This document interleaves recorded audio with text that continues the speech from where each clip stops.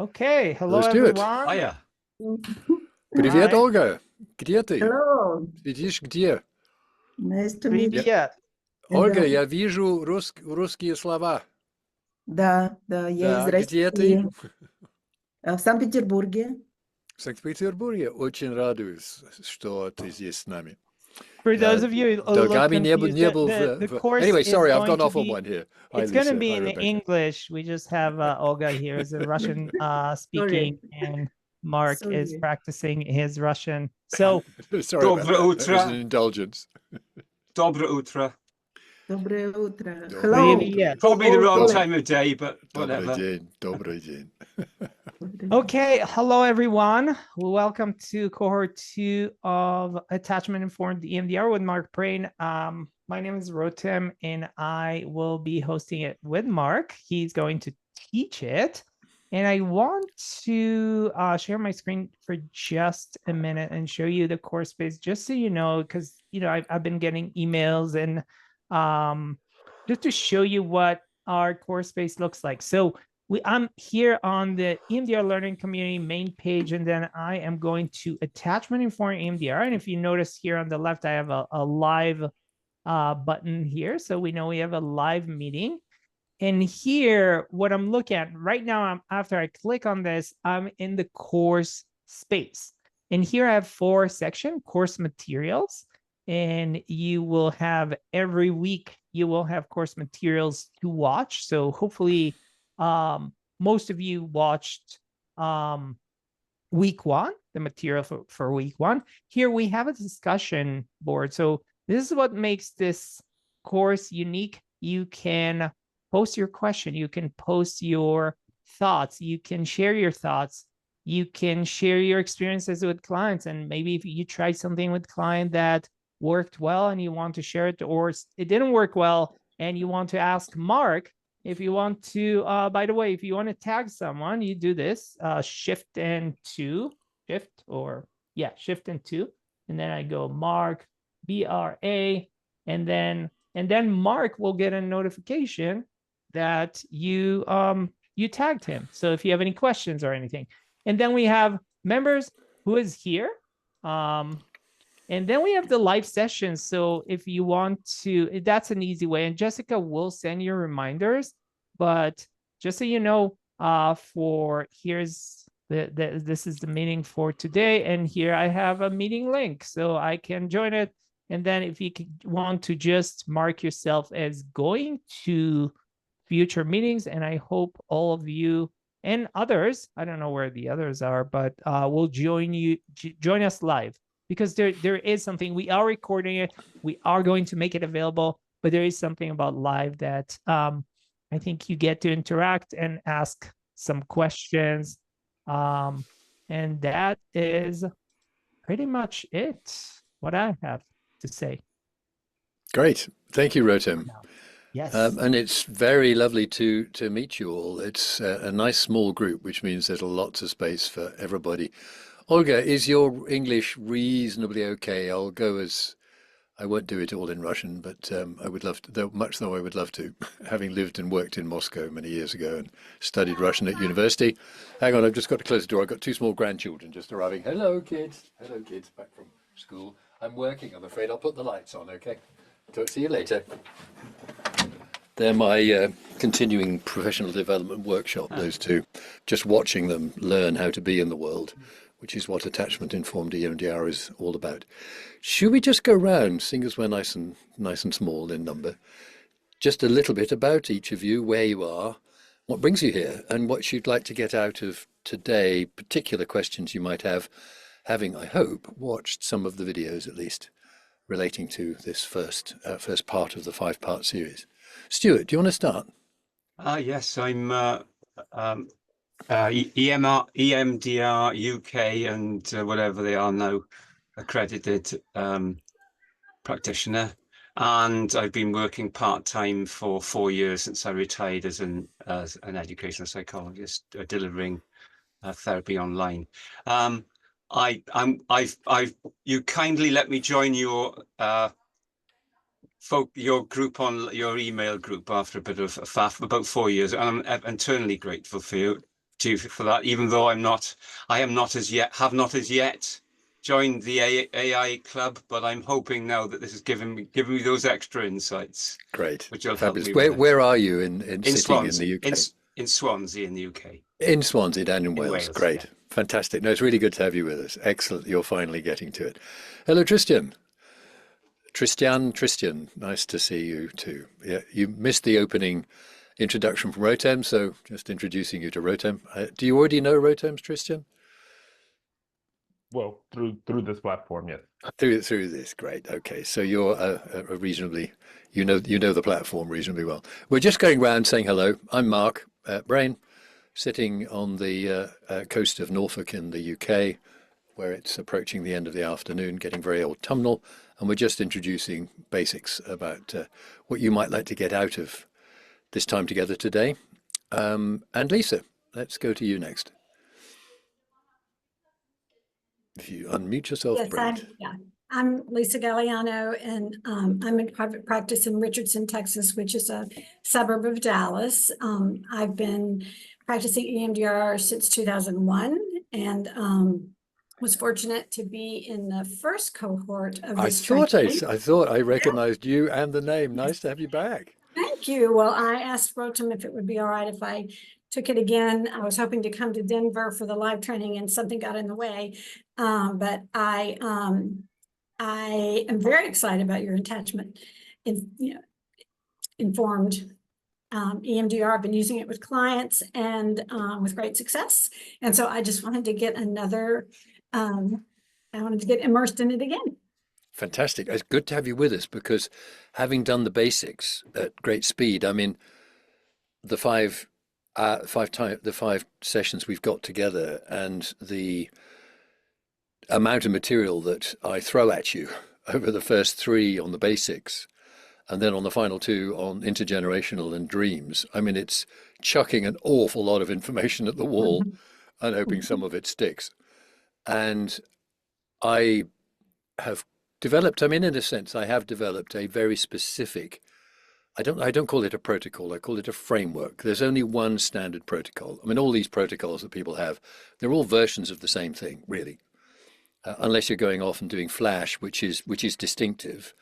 But the EMDR has one standard protocol which you can use and build on and develop and adapt in lots of imaginative ways. So I've got a way of working with identifying targets, identifying what it is that clients actually need to shift, and it seems to work.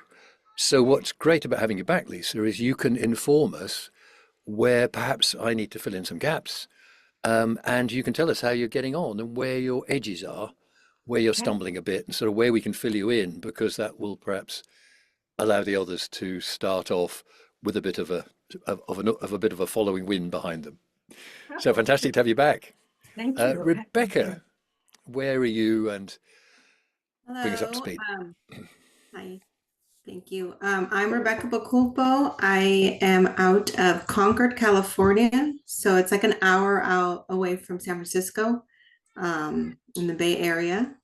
And I have a private practice. I also am the licensed clinician for drug and alcohol treatment.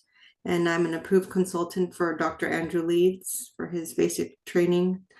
So I work with him as well. And I'm happy to be here. I'm excited to learn more. I think this is what I need to kind of push some people along. I will be so interested, Rebecca, what you can bring into the discussion about how this could merge, meld, complement what Andrew teaches. Because Andrew, I can think of you all know Andrew Leeds, I'm sure. If not in person, you know his writing is hugely influential and massively brilliant at what he's done. And he's a bit of a brain on legs, I think. You know, he's very, very sort of left brain, cognitive and structured. And this is quite a different way of doing it, actually. So I shall be very interested in where you sort of say, ooh, where I'll watch you for wincing, Rebecca, to see where I say something you go, oh, not so sure about that. I'm not sure what Andrew would say about that. We'll see what what Andrew say. But I think this is much needed in my work. I will just a little anecdote about Andrew. As I was at a UK conference, I think in 2014 16 probably it was, I met Andrew in person for the first and only time so far. And at that stage, I was working very closely with Laurel Parnell. That sort of ran its course, and we haven't been working together for the last nearly 5 years now. But she's been hugely influential on my practice. And I mentioned the name Laurel Parnell to Andrew Leeson. I thought he was going to self-combust, to be honest. Quite extraordinary. Yeah. He went bright red, you know. I thought, oh boy, I don't think I'm going to pursue this conversation. Yeah, he's very well, he worked with many people, but he's very by the book of the standard protocol, like Standard super. protocol, and I think he has I used to teach in an institute that used to teach Andrew's curriculum, so he has a very specific way of how to do the target sequencing and case conceptualization, right? That is different from Shapiro in terms of Right. that. Yeah. And I think Andrew is brilliant, and like he knows so much. Like if you tell him like some research, research will tell you who the author, amazing. what He's year. a walking library. Yeah. Incredible. I Wonderful think contribution. Mark, what I like about Mark's approach, and I'm doing it the second time here, and I've been talking with Mark a lot. It's a very right brain approach. I think that Andrew is very linear with the way he teaches things. And Mark, what I like about Mark's brain, and again, like so for some clients, maybe you want to take kind of like a hybrid of both or whatever. But I think that Mark's brain is really engaging the right brain, which is where I feel like I need to do my work with my clients, the right brain to right brain. Yeah. My way of working is quite significantly different from what Andrew insists on, advocates. So, but he has done so much good in the EMDR world. I don't want this to be understood as somehow, and hostility towards. Lately, he's been a little bit more good, lenient or lax, or I don't know. Good. Just Softening in old age, yes. Right. Like Shapiro did right at the end. I mean, she took a long time to get there because she was very, very rigid for a very long time. And I don't think that's been in service to EMDR needs to develop and reform. And it really got stuck for a very long time. So now we're beginning to move forward. And I'm, to better or worse, I'm part of that new wave. Tristan, let's come to you next, and then we'll go to Olga. Where are you? Where are you sitting? Where in the States are you? Hi, so Tristan Mitchell, a licensed clinical social worker. I practice out of Los Angeles, California, through private practice, and also am a practitioner on a hospice and palliative care team. So a combination of death and dying work and private practice work. And excited for this for a multitude of reasons, but kind of going to the modules you had, like really have struggled to target some of those formative experiences that don't necessarily, this is just who I am type of things. People don't necessarily have a big event that happened. And that's where I found myself getting stuck. So excited to use this as a way to hopefully move past that. Yeah. The targeting and not the theoretical case conceptualization, but the question, okay, somebody comes into the work and they're in a bit of a mess, and they've got a big story, lots and lots of stuff. And you think, I think the technical term is, oh shit, where do I start? And working this way, you never have that problem. It's radical. I actually think, and I'm advocating this as a paradigm shift in the use of EMDR, and actually a paradigm shift in sort of psychotherapy. I only make very small claims like this is sort of revolutionary and going to change the world. But I do think actually that once you clock this, and I hope that the videos so far have given you a kind of taste of where I'm coming from, it's actually really big, this. It's not because I say so, it's because this is how human beings work. So lovely to have you with us, Tristan. Olga, как твой английский? How's your English? I will try. If you get stuck, I can translate, so. Okay. Я работал в Москве корреспондентом для Рейтера, я занимался русским языком на университете, я был неоднократно в Петербурге, жил в Москве и так далее, и так далее, и так далее. Люблю Россию. Спасибо, Марк, спасибо большое. Okay, I'm just saying how much I love Russia. I worked there, lived there. You know, we won't get into the politics at the moment, but it's great to have you with us. I think we Absolutely should, fabulous. avoid talking about politics. But it's so good to have you with us. I'm thrilled. So, Olga, tell us a bit about I'm yourself, a where you work, what you do. certified practice and supervisor in EMDR, and now I'm in a program to be trainer in EMDR Europe. I'm co-founder of Institute EMDR and Flash, and we do our own program, intensive EMDR and the intensive Flash.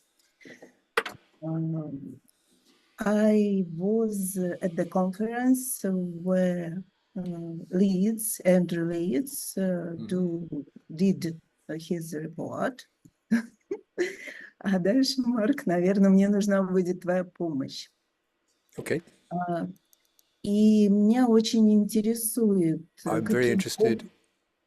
образом можно работать с привязанностью в EMDR. How to work with EMDR. С Привязанность. привязанностью. Attachment. EMDR. Потому что очень часто Very мы often. застреваем в работе, когда мы работаем по классическому протоколу.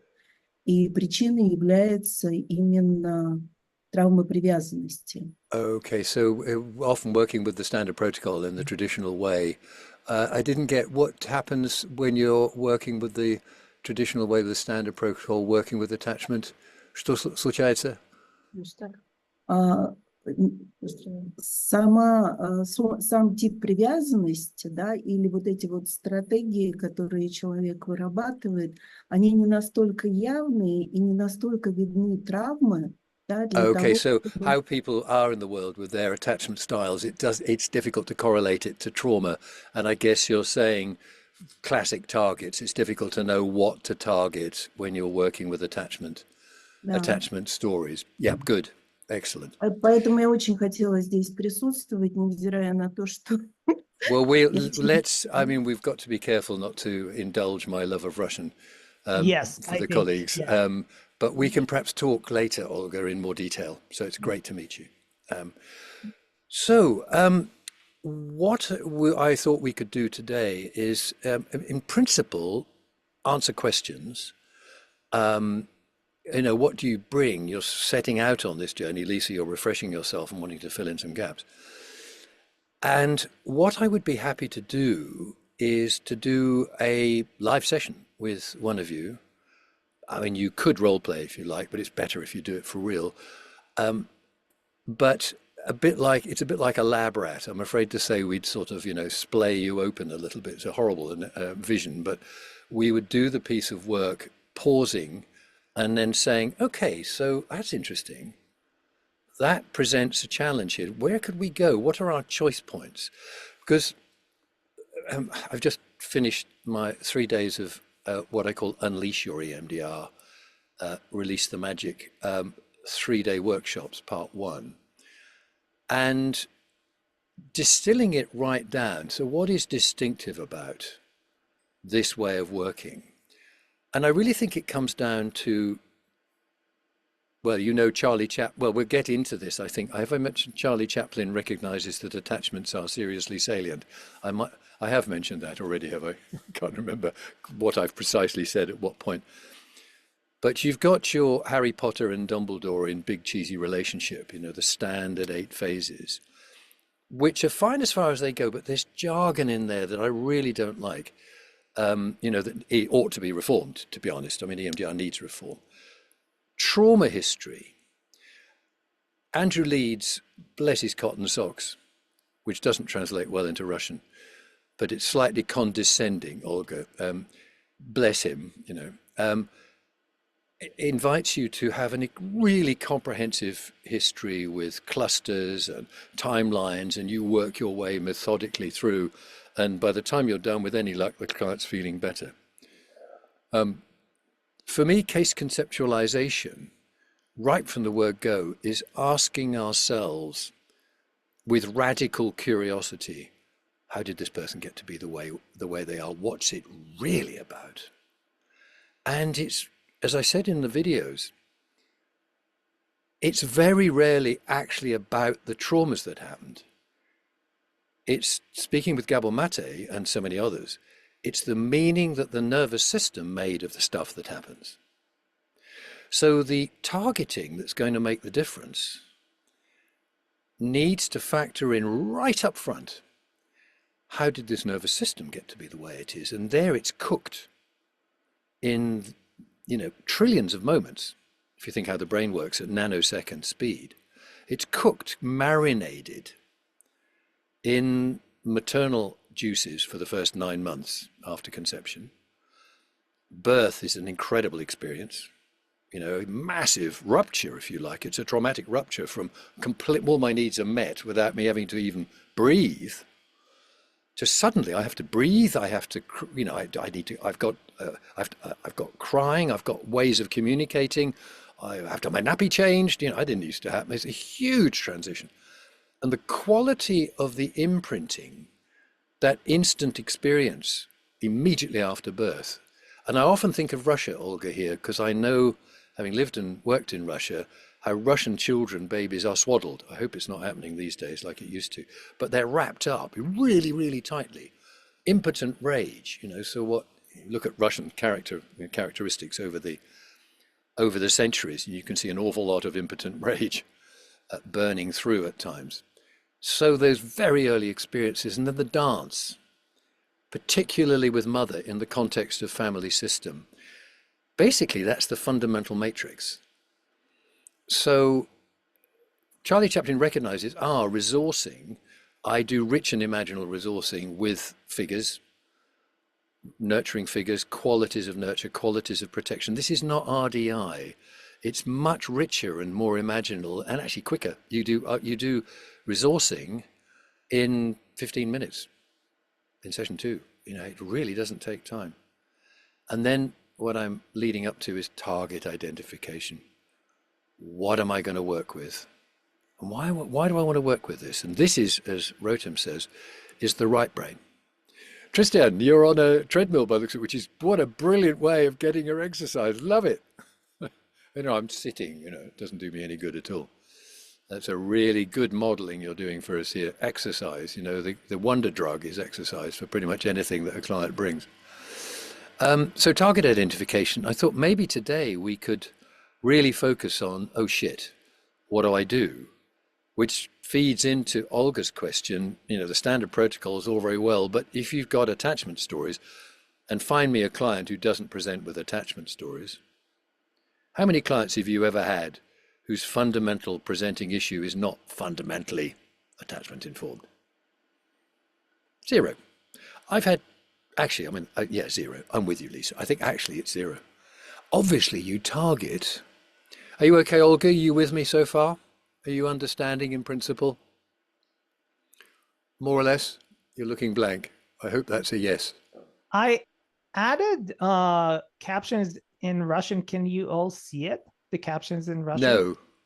Oh, okay. But that's good. Olga, ты видишь по-русски, да, что я говорю? Отлично. So Olga's following me in Russian. I wish I ought to follow this and see what I'm saying in Russian. That'd be great. Show captions. Can I do Russian? I'll caption language. Russian, yeah. Oh my goodness me. Oh, I'm going to enjoy this. Right, okay. This is totally self-indulgent. Because I can see what they're saying. Yeah, I can see it on my screen. I thought everybody could see it. So I guess maybe you need to do it, Mark. It doesn't. It doesn't. The Russian I'm seeing looks absolute rubbish. Okay, so Russian.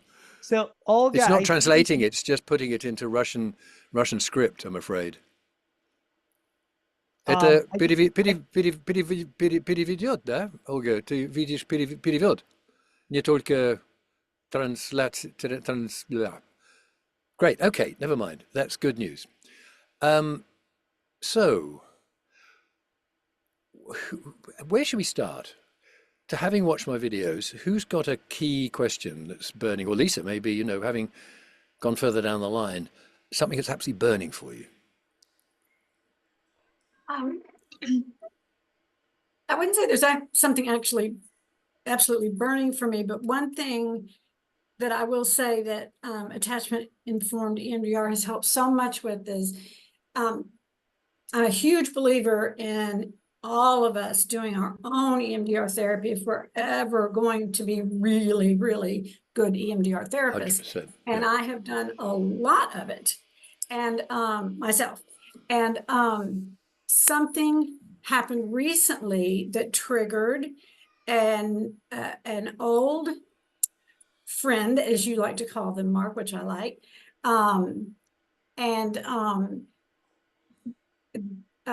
What it helped me realize is that there's still something there that I think through attachment informed, through your process, we can get to that I cannot consciously identify, because 100%. anything that I can consciously, and even with standard protocol, some of the things that we can't consciously identify, thank goodness our brain goes there for us, because our brain knows how to heal. Yep. But so that's just something that's been my experience so far with attachment informed, more so than anything that's burning question. Can you tell us what's appropriate, what feels right, what it is that you, when I say old friend, I think again, I can't remember which videos. I have rewatched the first part, but I do so much of this, I can't remember what I've said whether I've introduced the idea of old friend in those first videos. I'm not sure I have yet, but when we get triggered, it's like a part, in internal family systems terminology. It's a part kicks in and says, I know this place. I'm going to respond with this response because that's what I used to do. That was the only place I had to go. So it's an old friend steps in, and you are 45 or whatever, and suddenly you're feeling like a 6-year-old or a 3-year-old. So it's an old, very familiar response. Yes. You're triggered and it kicks off. Can you tell us, Lisa, sort of, sufficiently detailed, but not too much, what it is in the present, roughly, that you thought, hello, I need to look at this, and then you looked at it with this approach and it made the difference, and where you went with it? Sure. So I have a family member who is very ill at the end of life, and I have needed to coordinate other family members in order to be sure that everybody gets a chance to visit and say goodbye and so forth. And I have, family members, they tend to push our boundaries, right? So I have worked a lot on boundaries over the years and feeling good about drawing healthy boundaries without having to be ugly about it and so forth. And in this particular situation, I have found myself people pleasing, going too far, wanting, giving too much information, wanting to make sure it's all smoothed out. And as I know from past experiences, when I do that, other people are happy, but I end up very unhappy. And I've worked on this from so many different aspects. It has truly surprised me. So tell us what happened then in the EMDR, the attachment informed work with this. Where did you start? I haven't done attachment informed work with this yet. I realize now this is what I need to do. Okay, well, can I suggest that what we do straight away is to go into a little piece of actual work? Sure. Not just with you, but with everybody. Sure. Just going to move myself down a little bit there. So what I'd like to do, the target identification, and this is where I really do part company with Andrew and the mainstream EMDR community. We don't talk about it. Well, we obviously get a trauma history, we get a history, we get a sense of our client. I spend a session or two, sometimes, just one session. Usually, quite honestly, after one session, you've got a pretty good idea of what it's about. If you're experienced in the field, it's not rocket science. Somebody presents, and just the way they are in the room, the stories they tell, how they tell the stories.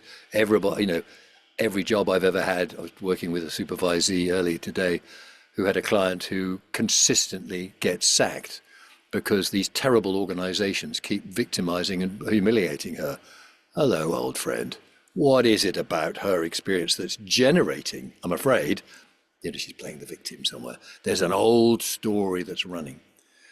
And rather than talking about it and taking an endless trauma history, I sometimes in the very first session will do this exercise as part of my actually phase 2 preparation, explaining how EMDR works and so on. Not just because Shapiro writes it in the book, although AIP is 100% brilliant.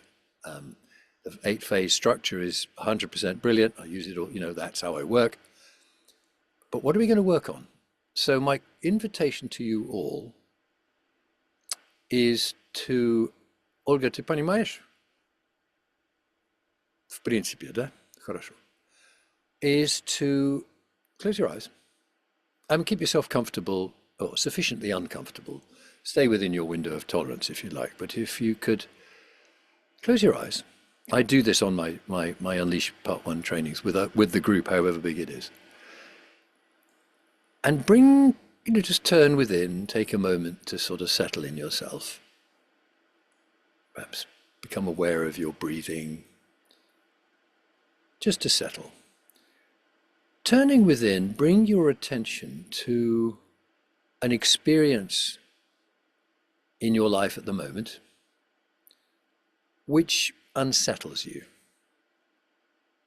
And you have a sort of sense it's a familiar unsettling. This is what I do. Oh, here I go again.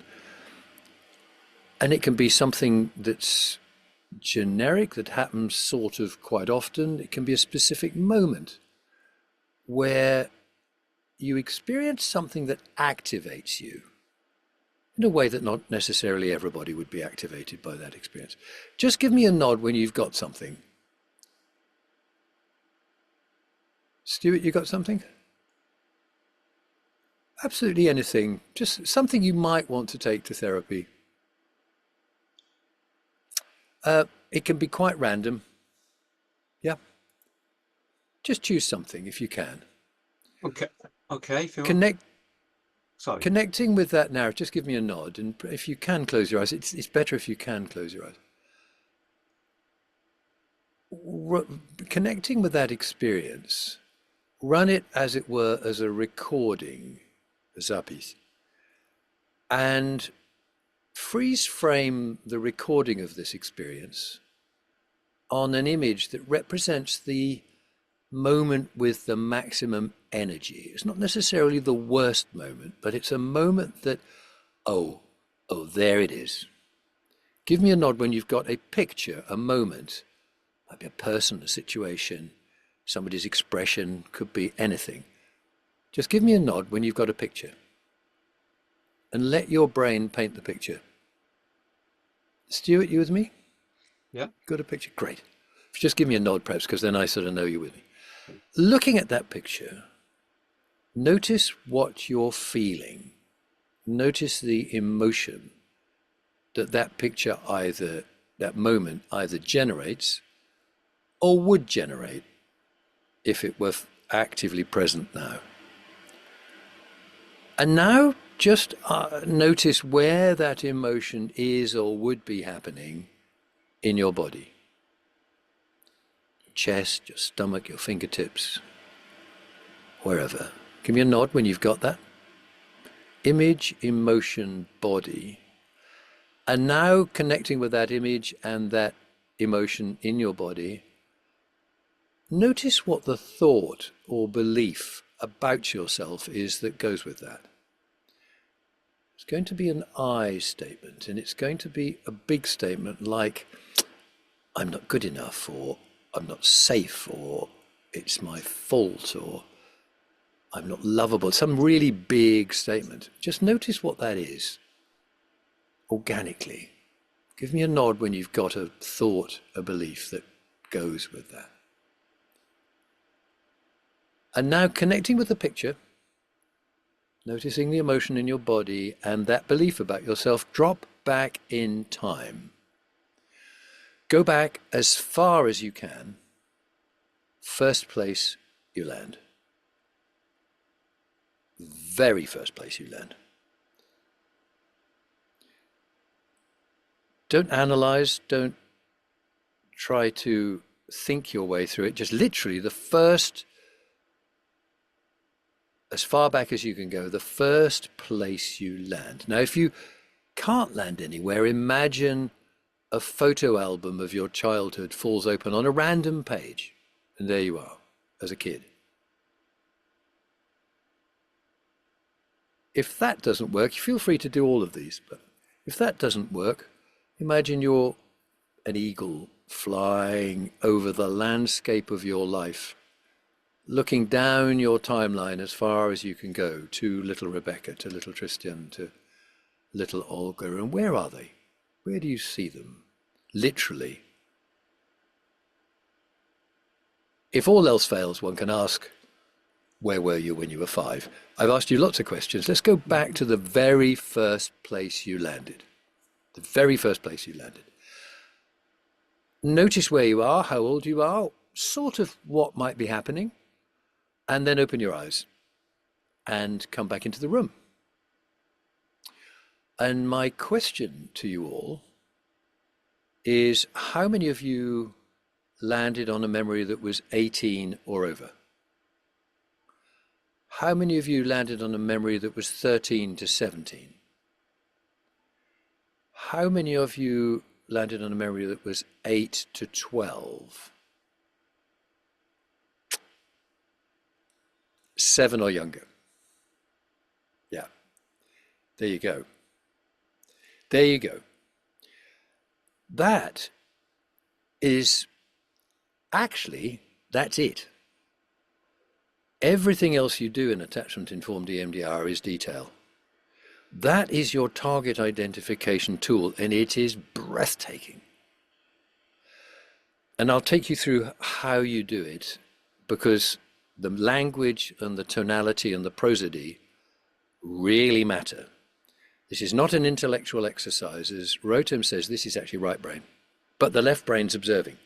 So you're using both sides of the brain to do this. How many of you, we'll go around actually. I think there's enough of us. I mean, there's few enough of us to be able to go around and actually say, if that's okay, if you don't mind sharing.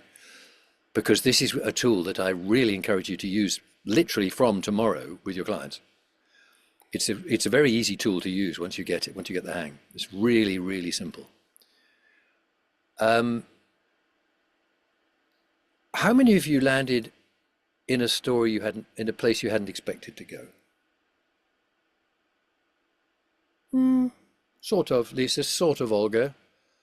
Tristan, we thought, oh, well, I know that place. Oh, blimey, I've talked about that one in therapy till the cows come home, as we say.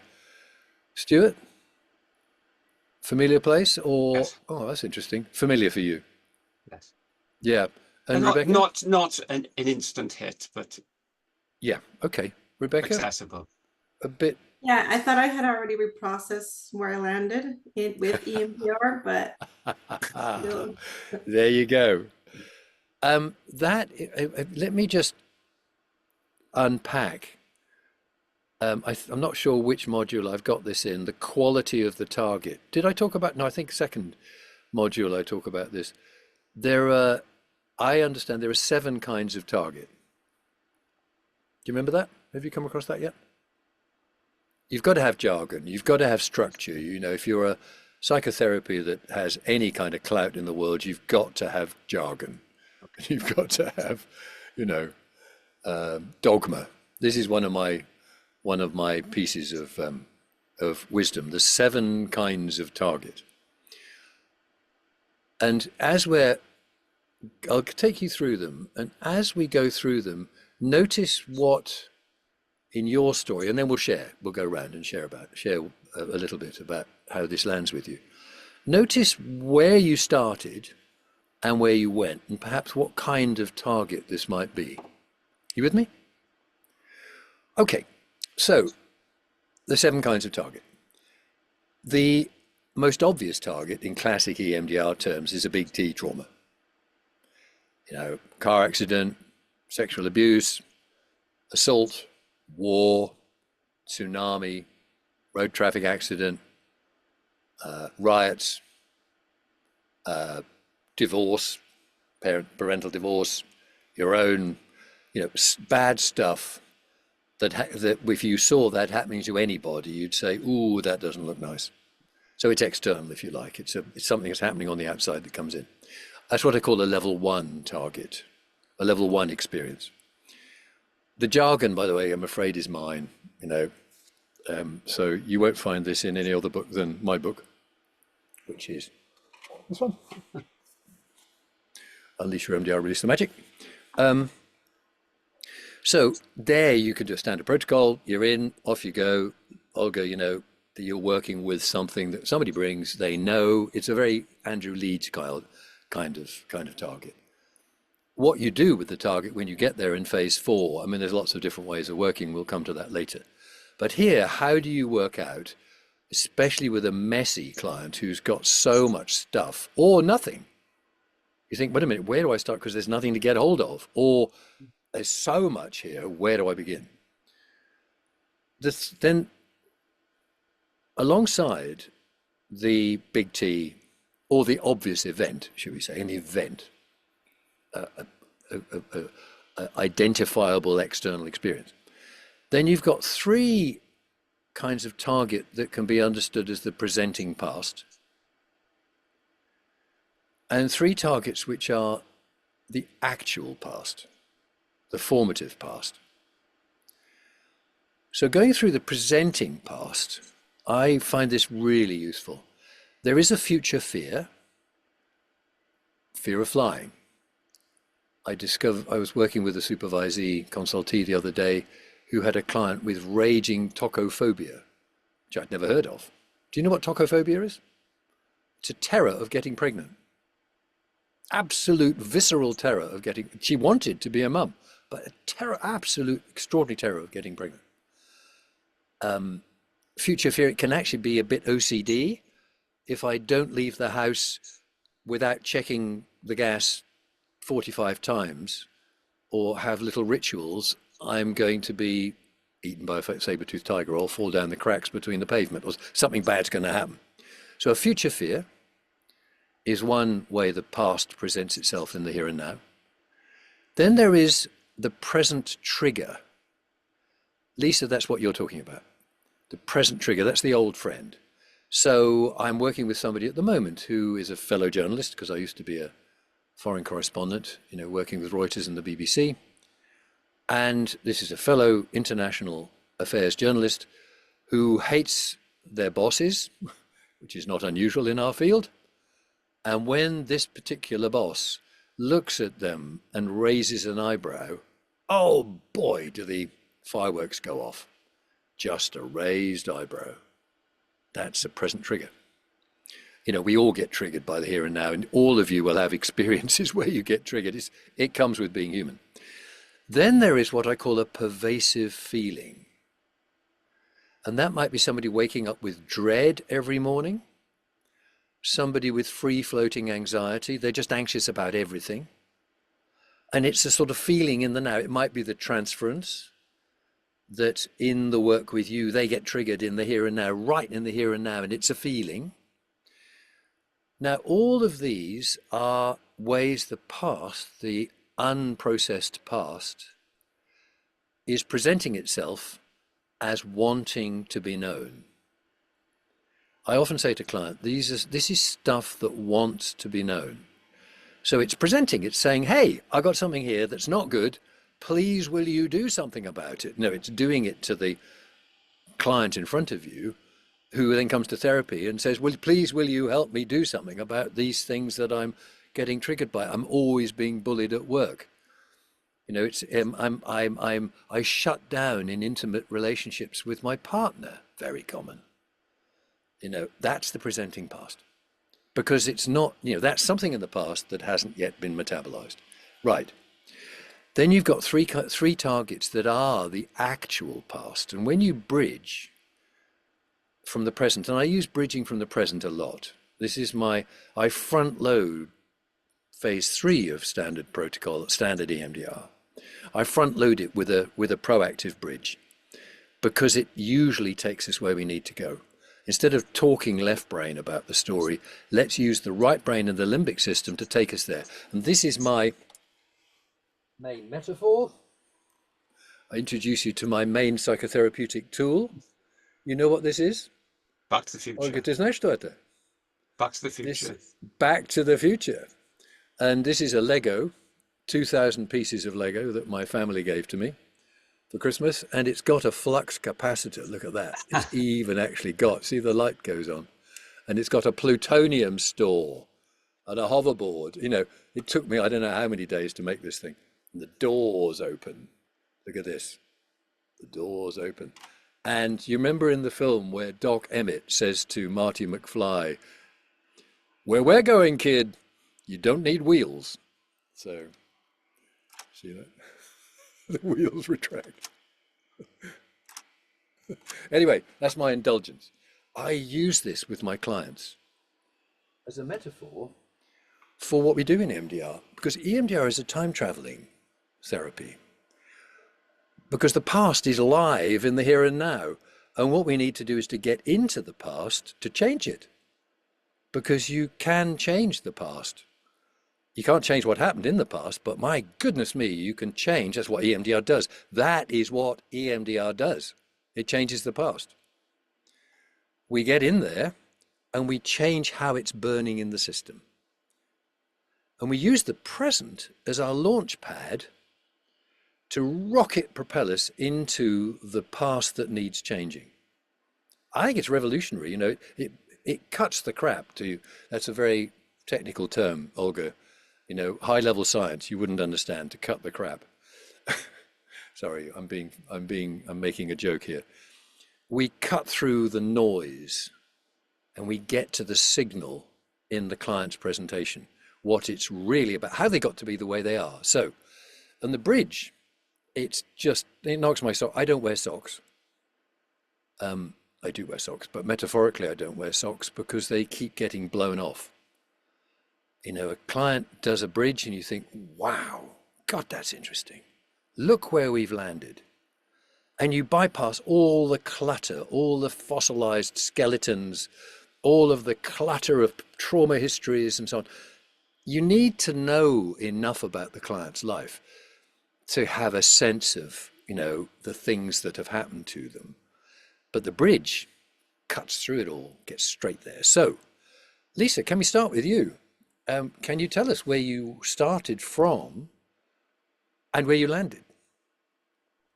I started from a text message and I landed in the Can you just home- tell us a tiny bit about what the meaning of the text message, you know, Yes, relating yes. to...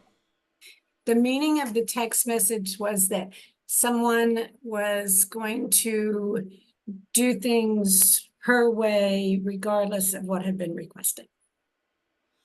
Is that a family member or a family member? Yes, Okay, yes. Yes. right. So, and I'm, by the way, one of the things that I would invite you to do is when a client starts, because you work with them, you don't do it voiceless, you get them to tell you where they are. I didn't get you to tell me because we're in the group.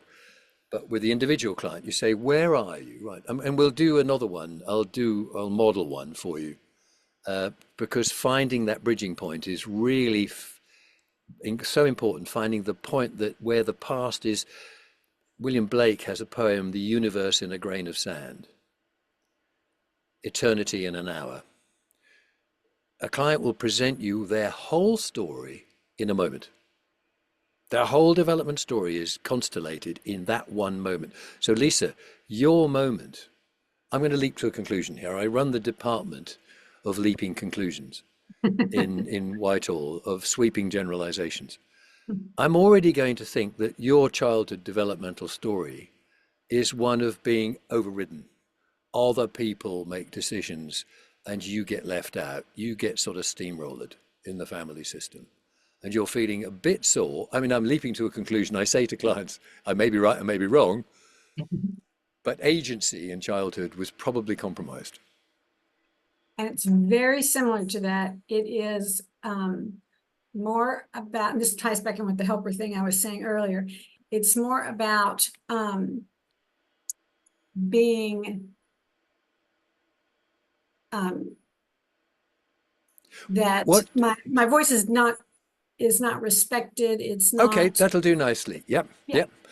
I'm not being heard. I'm not being taken Yes. seriously. Yeah, exactly. I don't matter. And I need Really to deep down. fight to prove. Absolutely. And you go into survival mode 100%. Because my way of working with EMDR is deeply, deeply evolutionary, and it's all about survival. It really is. Literal survival on the plains of Africa 200,000 years ago. So you start out with this text message, which, well, hang on a moment. And what were you feeling when we reconnected you with reading the text message? Anger. There's a surprise. And where anger's great rocket fuel. You get in the car. I'm the driver. As a therapist, you drive this thing. The client is your navigator. The client's nervous system tells you where to go. So off you go, shoot off into the past, drop back in time. Notice how I do this, by the way. I use the same language every time. And I really want to know, Olga, how to say this in Russian. Maybe not now, but we'll talk later, because I'd like to know how to do this in Russian to get the language right. The way I do a bridge is you find the moment, the picture, emotion, body, belief. So what's the picture? And you use your prosody, you use your voice to drop into it with the eyes closed. What's the picture that represents where the energy is? And you're looking at this text message. And then I say, as you look at that text message, not as you look at that text message, but as you look at that text message. Here comes Jennifer. As you look at that text message, what are you feeling? Or what's the emotion? Where's that happening in your body? And as you look at the picture, feel the emotion in your body, what's the belief about yourself that goes with that? Now, the really important thing about the bridge on this side of the bridge, because I literally think of it as the Golden Gate Bridge. You're in downtown San Francisco, you're going across the Golden Gate Bridge, you're exploring the other side of the Bay Area. That's the metaphor that I use in all my training. You don't tap, you don't do any BLS on this side of the bridge, usually, because you're firing it up. You don't want massive affect, you're not worried, you don't ask for what would you rather believe about yourself. You absolutely leave out the positive cognition. Do not use a positive cognition on this side of the bridge, because it will stop the process dead in its tracks. Jennifer, nice to meet you.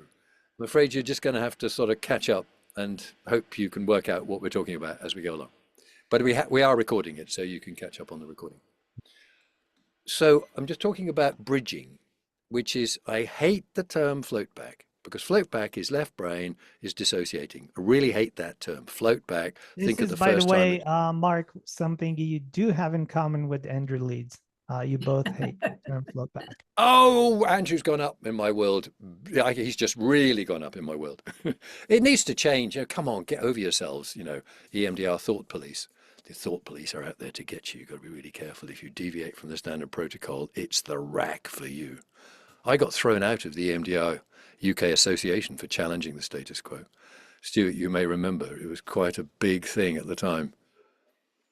Anyway, I can't be done with the ideology. Can I say, Mark, I'm not sure that's entirely been resolved. I don't think it has. I think the energies that threw me out are still at work. But that's another story. Excuse my, yeah. Yeah, but EMDR is really moving. I've got a presentation to EMDR this Saturday, a 3-hour presentation. On the video I said, I'm hoping to get it accepted. Well, it was accepted. So there's 3 hours of me banging on about this stuff at the EMDR conference, online conference this Saturday. Right, so back to the language, how you do this. I mean, if there's one thing you guys could take from today, working together live, my invitation to you is to take the bridging technique. And all credit to Laurel Parnell for having distilled this nearly 20 years ago now. She writes about it in her 2007 Therapist's Guide to EMDR. And I think it cuts through, it's so powerful, but it honors all of the fundamentals of EMDR as Shapiro conceived it, but without the clutter.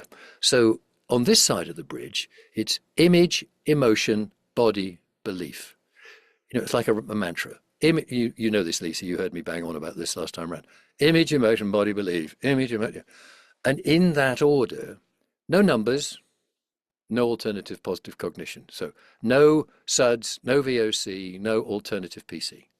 Image, emotion, body, belief. You're firing up the right brain. The left brain you keep in observer mode. And the thought or belief that emerges from picture and emotion and body is actually an organic sense of self. It's very often, it's not an intellectual understanding, it's a felt sense. I don't matter, you know, and I will accept pretty much anything anybody says at that point. I never correct them. You know, I'm not looking for the correct NC or the correct PC. Incredibly important. Tristan, you got your hand up. Yeah, it's about the image. Can you remind me of the question you asked us in the beginning to get the image? Okay. And I guess is it specific to what they're coming to work on, or Yeah. where do you start with that? Okay. So I've got, this is a handout somewhere. I've got it laminated here. This is the basics. Here's my targeting template. This is sort of gives you the basics of how to do it. You can photocopy it and write notes on it. And this on this side, download it. You know, it's in the support notes. What I call the attachment informed core framework, because I don't call it a protocol. I don't like calling it a protocol. Print it out and you can use it, and it's got the wording on there. Olga's got it. Great. Okay. So on this side of the bridge, let's is it okay, just before we go on with the details of your story, Lisa, staying on this side of the bridge and perhaps bringing in other people's experience? Because if you get this right, it's amazing where it takes you. You know, if you stumble a bit and you misstep and you're not quite there and you clutter the language and don't use the tight language, you can bridge back from, say, being, 45 to being 23. Not much use, because you're not getting into the formative experiences. So I like to prioritize the term formative experiences over trauma. Trauma is, trauma, bad stuff happens. It happens to us all, big and small, sometimes really big. But the formative experiences are those which determine how the nervous system deals with trauma. So that is getting under trauma, beyond trauma. So, can I use you, Tristan? Can I use you as a guinea pig to my standard way of working? If somebody comes in and says, I'm getting horrible flashbacks, I thought I'd dealt with this, but I had a car accident, 10 years ago, and suddenly I've got these nightmares. And I desperately need help because it's shutting me down. What do you do with that? Standard protocol. Worst, remembering what's coming up in the dream, the nightmare, or remembering what's the picture that represents the worst part of it.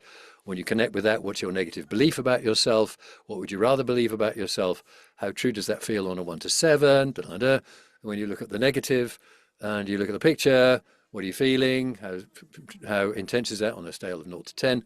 I mean, poor old brain is going left brain, right brain, left brain, right brain. But with an adult experience, like a car crash that's coming back, it's great. It works really well. Standard protocol works brilliantly. But if you've got something more subtle, where you don't really know what the root cause is, you've got a sense of their story. And then I would say, to get going, okay, Tristan, you've come to therapy. And you've told me you've got a lot of stuff there. We've got a sort of sense of I've asked about your parents, about your siblings, about big stuff that might have happened in your life. I've checked in any kind of history of medication, of drug use, or alcohol, sort of, big nasty stuff, small t. So I've got a good feel for you. And the way I always start, and this is the one size fits all, this is incredibly useful. If today, Christian, we've got, let's say, we've had a setup session, and in the second session, I've tapped in some resources. I've done a special place, calm place, safe place, peaceful place, whatever you call it. I've tapped in 3 nurturing figures with the qualities of warmth, kindness, tenderness, gentleness, support, love. I've tapped in 3 protector figures, real or imaginary, human, animal, historical, contemporary, qualities of strength, determination, courage, steadfastness, and if necessary, ferocity, a willingness and ability to fight your corner, have your back. And these can be a lion, they can be a dragon, they can be your friend's mother, they could be your granny, not your parents. I don't let people have their mother or their father. I sometimes let them have their spouse or their partner if it's a good relationship, they really feel supported.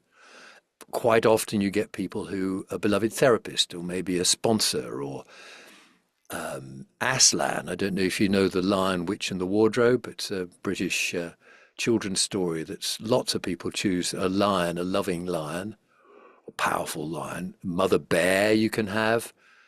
You can have characters from the movies. Gladiator often gets picked. Dalai Lama takes commission. Terminator 2, the Terminator, you know, it can be what you're doing in phase 2, usually in my second session, is you're firing up the capacity of the client's nervous system to think in imaginal form. It's like dreaming. You're proactive, you're front loading the client's capacity to use qualities in embodied form. It could be an oak tree, it could be a mountain, it could be a dolphin, a whale. I mean, I've got a list in my book of resource figures that people have used in the work that I've done. And it ranges from, you know, so what I do, if people get stuck, I might read some out, like nurturing, you've got Earth Mother, a dog, maybe a Labrador, a collie, a wolf, a kind aunt, a kind sibling, a partner when in a good relationship, an elephant, figures from the movies, a bear, AA sponsor, Virgin Mary, Madonna, Ernest Hemingway, somebody once had, a cat, cousin, a nurse, an archetype, an angel, an ideal mother, a beloved therapist, a horse, a Sherpa. So all kinds of rich imaginal opportunities. People love this. Even when it's difficult, people love it. 3 protectors. I always do 3 nurturers, 3 protectors. And I always do 3 because I want a nice mix. Not just people, not just animals, not just archetypes, but have a nice mix of human, imaginary, Kung Fu Panda. You know, there's lots of characters. Ratatouille, the rat in Ratatouille, with his passion for taste. It could be anything. People have these guys already there, and you're just activating. They're already part of their internal landscape. I love this bit of phase 2 in EMDR. So much. This is so much richer than Andrew's resource. What's it called? What's his whole book about? I've just had a RDI, resource development installation. That's right. It's so much richer. You can do the Andrew Leeds stuff, but this, you're actually activating a kind of birthright of all human beings on the planet, whatever culture they come from, whatever background they have the capacity to dream and to think and dream in metaphor. These big stories from the African plains, you know, from Southern Africa, where we all come from in the first place. You know, every single culture, Aborigines and Amazonian tribes and fairy tales and Hollywood, it's all the same stuff, these big stories. And the characters are all versions of the same thing through history. So let's use them. So we fire them up in phase 2. Then phase 3 has 2 parts for me. There's 3A, it's called assessment, which again is a term that needs to change because it's target identification and activation.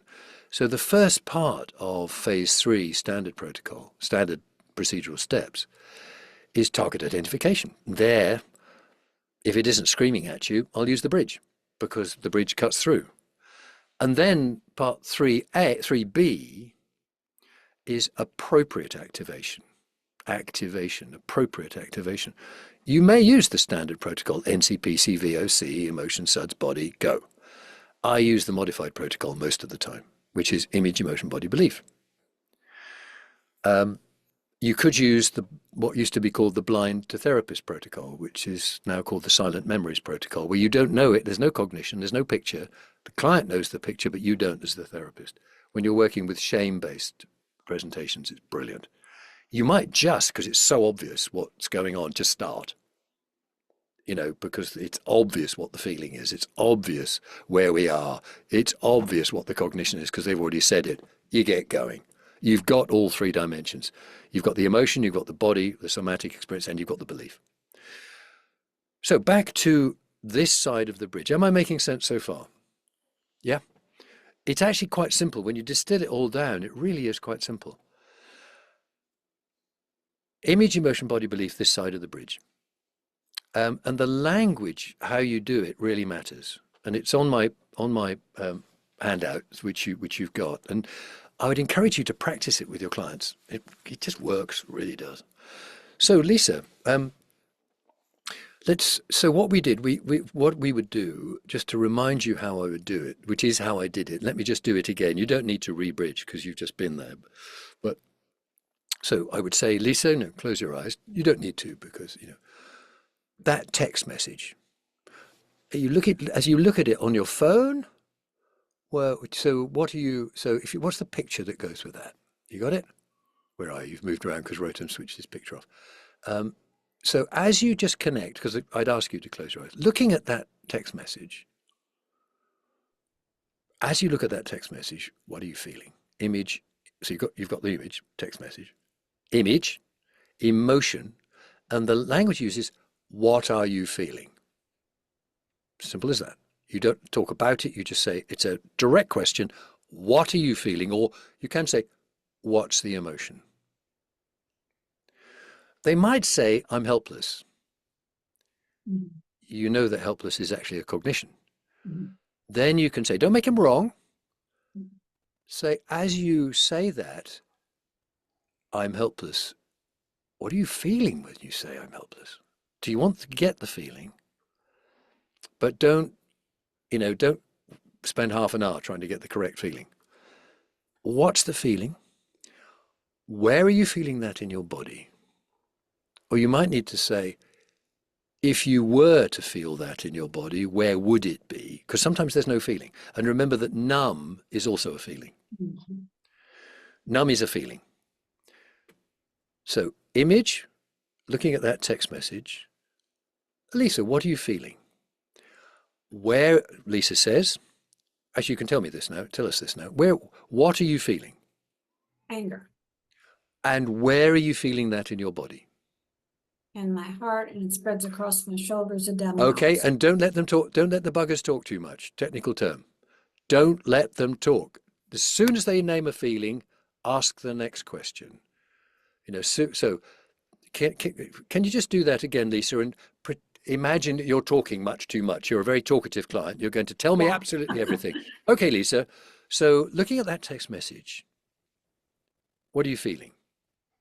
Anger. Okay, but that's an ideal client because there's one word, great. Where are you feeling it in your body?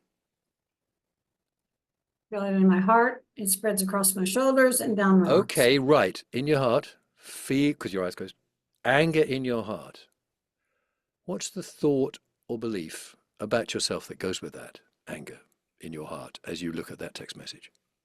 The first thing that came up was I'm dismissed, but I know that what is underneath that is I don't matter. Great. She's got it in one. Now, some clients might say, you know, you've done the extra bit. I don't actually need you to do the extra bit. I'm dismissed. Good enough. Because actually, what Lisa's inward parts, childhood, unfinished business, it's little Lisa talking, using the language of an adult to describe the experience of childhood. And you know what? She says, I'm dismissed. Guess what? That's exactly what happened to little Lisa. She was dismissed. So you don't need to make it wrong. You don't need to say, oh, let's have a better cognition. You know, let's have a look at a list. Let's go through an EMDR standard protocol list. So what does that say about you? Don't do that. Don't do that. I mean, sounds like That's a that? really important distinction from standard protocol, because Very we distinct. always want to get underneath it. Whereas Yeah. I'm dismissed, that carries something. Take it. Okay. Take it because it carries a story, and you can often hear the childhood story in the language that's used.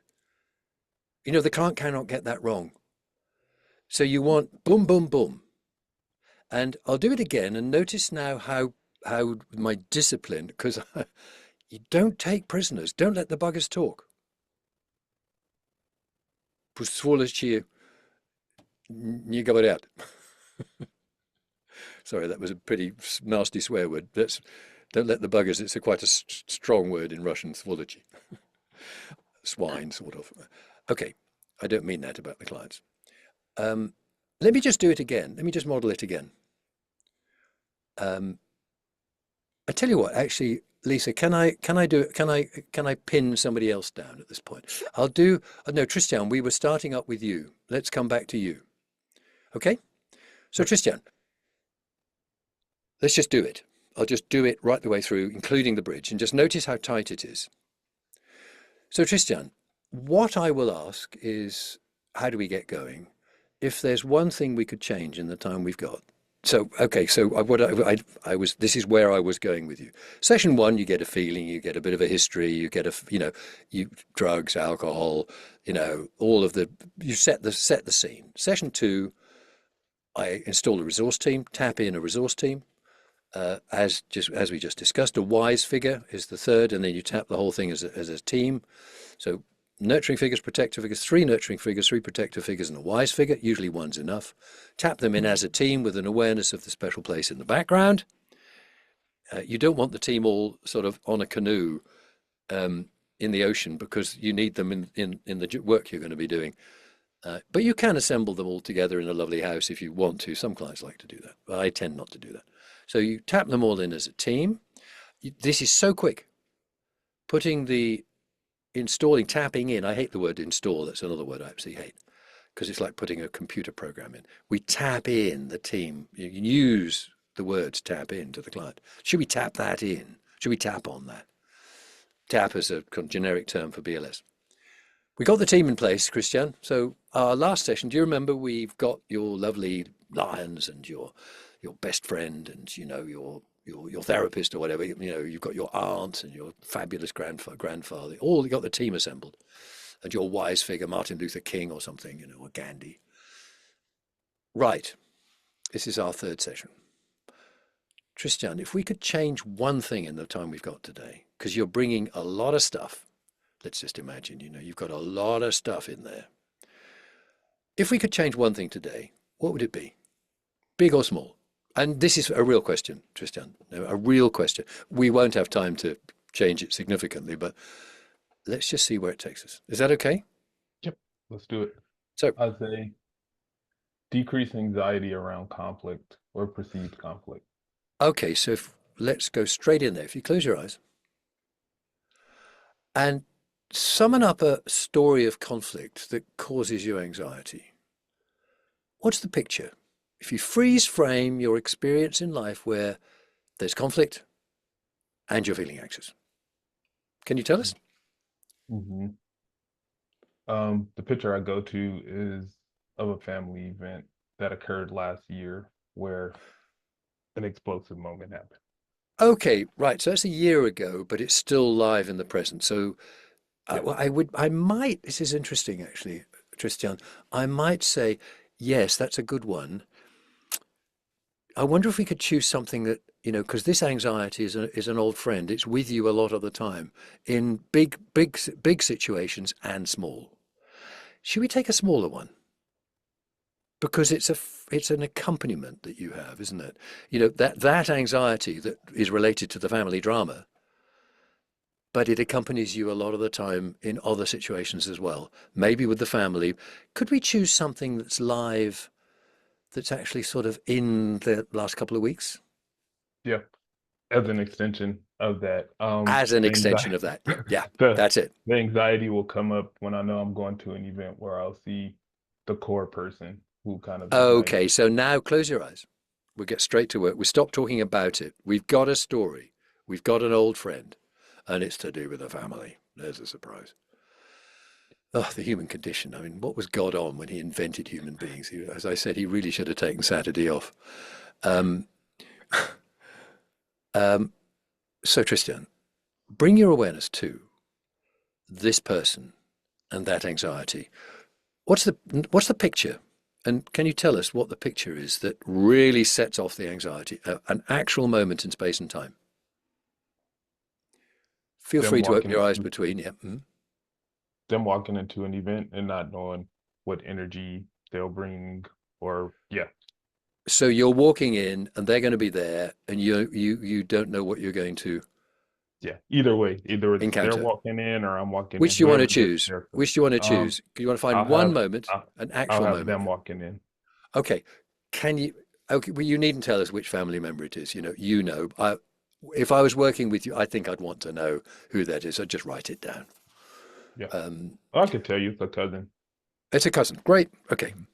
So now close your eyes, run that story and pause the video, the recording of that experience. You're at an event and he might come in.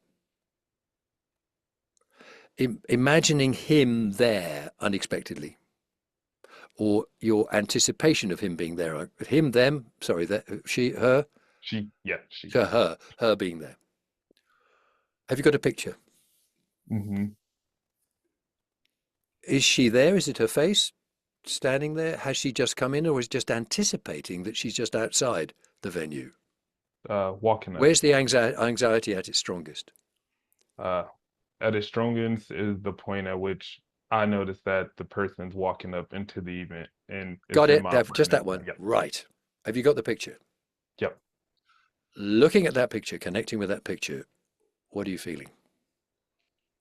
Uneasy, worry, concern, Where anxious. is that? Where is that happening in your body? Primarily the gut and a little in my chest. And connecting with that, keeping your eyes closed, that worry in your gut, in your chest. What's the belief or thought about yourself that goes with that? I'm unsafe. taking that thought, I'm unsafe. That picture of the cousin feeling in your body, drop back in time. Go back as far as you can. First place you land. Childhood home. Yep. And conflict with my parents. Like they're having a disagreement and I'm in another Well, how room. old are you? Feels like 7 or 8. Okay. I Not only sure work with exactly. 7-year-olds, by the way. The number of times people go back to 6 or 7 is amazing. It's to do with brain development. It's when the frontal cortex comes online. So what I would do now, we won't do this now, but well done. Thank you, Tristan. And then we'll open it up to sort of observations and questions. But now we're across the bridge. I get on with the work straight away. I don't talk about it. Image, emotion, body, belief. So what I will do is I'll say, when you connect with that moment, wherever you have landed. Now, this is the big difference. You can land in a positive memory. You can land in a kind of neutral memory. You have gone there from a presenting distress for a very good reason. You don't yet know what that reason is, but the brain and the nervous system have taken you there because they know it's connected. This is how these connect, the brain connects these things.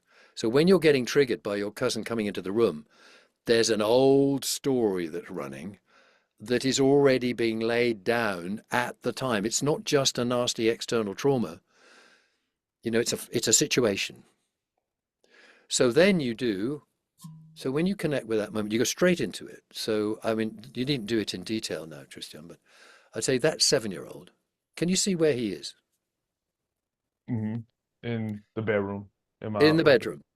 Yep. Is just in the bedroom right now. Have you got the picture? Yep. I mean, don't worry about getting too deep into it. What's image, emotion, body, belief? When you connect with that picture, it's exactly the same as this side of the bridge. It's exactly the same words. Without PC, without numbers, it's image, emotion, body, belief. So when you connect with that picture, just keep your eyes open, actually, because do it slightly more theoretically, I would suggest, rather than getting really into it, because it's an incredibly powerful exercise. And people can be amazed at what happens, where they've gone, whoa, and they can get right into something. They can really get activated, which is what you want because you're getting into the story. It's like an operation, really. You're really going right in, like keyhole surgery, right through to the root of the physiological distress in the body, almost. So what I would ask you, Tristan, is have you got the picture of that little kid in the bedroom? What are you feeling? Where's that happening in your body? And what's the belief or thought about yourself that goes with that? And you would say, I don't know. And let me say, for you know, I'm feeling anxious. It's happening in a different place. It might be a different feeling. It might be a different place. It might be a different cognition. You started off, I'm not safe. It might be, it could be anything. And you don't correct it. Whatever it is, you start processing. You're in. You're in. That's your root. So you're in the story. Now, let me just unpack. When you're on the far side of the bridge, you're in, do you remember I talked about the 7 kinds of target? You're in the actual past. And there you've got 3 kinds of target. There's a stepping stone where you might have bridged back perhaps to self-harming at the age of 13, very common in females, being bullied at school, perhaps for being different, being neurodivergent, being of a different sexuality, struggling with gender, or whatever it is, a 13-year-old experience, you know, early height of puberty. You could easily go back to that. But that's not the reason the client is the way they are. The reason they are the way they are is because already by the time they're 13, their nervous system has been cooked, marinated, formed in the context of maternal and family story, maternal attachment. It's all attachment. So you might start processing the 13-year-old, but it's a stepping stone on the way into the root story. Where you might land is what I call a portal, which is a place you land that already speaks to the childhood formative story. It isn't, you know, I'm on my own in the bedroom playing with my toys. I'm actually quite happy because I'm on my own. My parents are rowing in the, you know, thank goodness I'm on my own and safe in the bedroom. You're already having a response to the context in which you're being cooked, being formed. But it's a very good reference point to do what I call out, round and back. In classic EMDR terms, it's your target and then the channels. But it's much richer than that with attachment informed because you're radically curious from the moment you start, wait a minute, what's happening to little Tristan in his bedroom? You know, the parents are arguing, there's there's emotional violence going on, whatever the family's up to. We've gone there from the cousin for a very good reason. And it will emerge in the work. We don't talk about it, we do it. And the story will emerge. And you do set. What are you getting? And we'll talk about interweaves later on in subsequent sessions. The whole range of interweaves you can use, not just, and don't stay out of the way all the time. You know, you have to get a balance between being engaged and standing back. You're going in and out. You're working really hard as a therapist. This is a big difference from the way I work to the way, you know, you're taught to work by people like Andrew Leeds or even Jamie Marriage, who's a very dear friend of mine. You know, many of my colleagues let the sets go and, you know, just follow that, go with that, go with that, go with that. And you go for half an hour and you're hoping for the best. Sometimes it's brilliant. Sometimes it's not. If you're working with attachment-informed, rich complexity, you want to go back to target. When in doubt, go back to target. So then I'd process with that. I'd process you on that, and we'd get as far as we can in that session. And if necessary, there's a tipping point. We'll talk about this in subsequent meetings. Every session, there's a tipping point where you switch from reveal to rewire and repair, because you want to do something about it.